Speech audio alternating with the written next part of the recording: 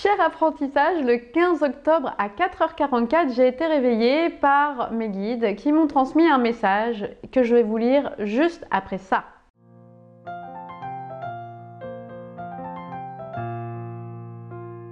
Je vous écris ce message car j'ai été réveillée à 4h44 précisément, où l'on m'a dit « Lève-toi et écris ». Nous sommes le 15 octobre 2020, 1 plus 5 plus 1 plus 2 égale 11, l'élévation.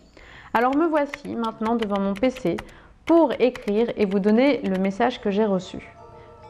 Je sais que ce message ne pourra pas être entendu par tous. Il arrivera au bon destinataire et réveillera les consciences qui sont prêtes. Comme je l'ai compris, je ne suis pas là pour vous apprendre, mais pour vous éclairer vers votre propre conscience et votre pouvoir divin. Nous sommes dans un état qui veut nous monter les uns contre les autres. Ils sont en guerre, non contre un virus, mais contre l'homme. L'État veut une humanité perdue, broyée, déprimée physiquement et psychologiquement, et donc spirituellement, afin de nous faire vivre dans la peur, l'inquiétude et pire encore, le déni. Nous allons passer dans une période de couvre-feu qui va s'étendre en France. Ils voudront ensuite refaire un confinement pour nous protéger d'un virus qui fera moins de morts que la crise économique sans précédent dans laquelle ils veulent nous mettre. Pourquoi cette crise?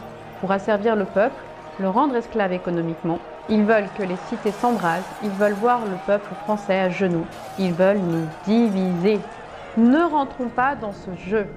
Ce n'est pas la rébellion, la solution, c'est de quitter ce système qui est à bout de souffle. Le coronavirus est en fait une image du système capitaliste qui est malade à bout de souffle. C'est la maladie d'un système économique mourant. L'année 2021 est une année de transmutation pour tous. Elle apportera ses confrontations intérieures dans notre être, dans notre pays, ainsi que dans notre monde. De gros changements sont à venir, des prises de conscience et certains seront en colère d'être dans un système qui les a délaissés. Il est aujourd'hui l'heure de faire votre choix intérieur. Dans quel monde voulez-vous vivre ? Le monde que nous devons créer n'est pas celui de l'individualisme, ni de l'industrialisation, ni de l'urbanisation, et encore moins celui du communautarisme. Vous êtes tous des terriens, des habitants de la Terre. Vous devez vous reconnecter à notre mère bienfaitrice. Nous y sommes des habitants, comme des cellules de notre corps. Vous devez vivre cette période comme un moment de choix intérieur. À quel monde ai-je envie d'appartenir? Vous devez apprendre à aimer cette terre et à aimer ses habitants, à ne plus croire à ce système qui veut vous rabaisser. Il n'apportera que tristesse, mensonge et illusion. Nous devons être conscients que nous sommes à l'heure du choix intérieur, de la création d'un nouveau monde. Quel monde souhaitez-vous faire émerger? Il est temps que chaque jour vous fassiez émerger votre monde en accord avec la nature où l'humain se prend la main. Chaque humain doit faire la paix avec lui-même intérieurement. Vous avez vécu de nombreuses vies et aujourd'hui, il est temps de réaliser que vous représentez la somme de vos pensées. Vous devez chaque matin visualiser le monde que vous voulez faire émerger. Un monde de paix, d'amour et de joie. Un monde où nous nous unissons. Un monde qui soit dans l'air de la nature et de l'eau et donc du verso, vers l'eau. Nous sommes connectés à une chose sur cette terre, à l'eau. L'eau, c'est l'énergie d'amour universelle.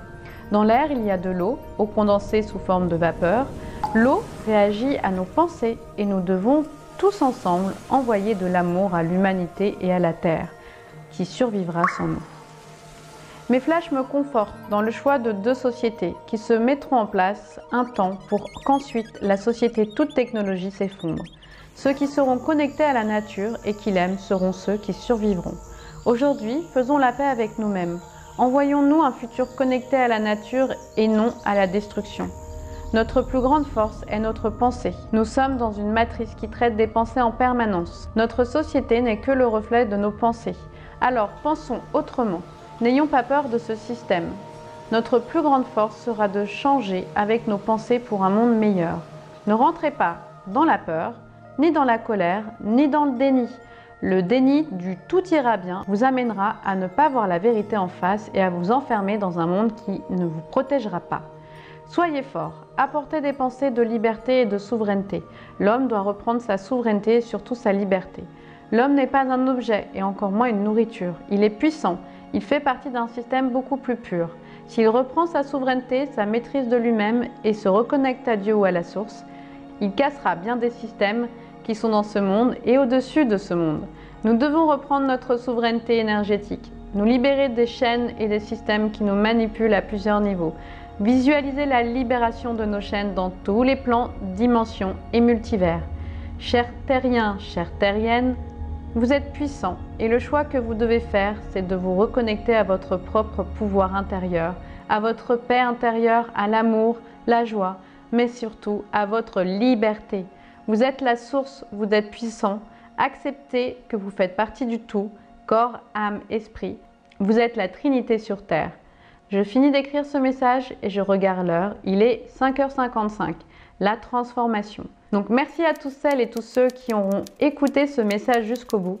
Merci à vous de reprendre votre lumière, de vous délier de toutes ces illusions et de voir votre pouvoir d'amour.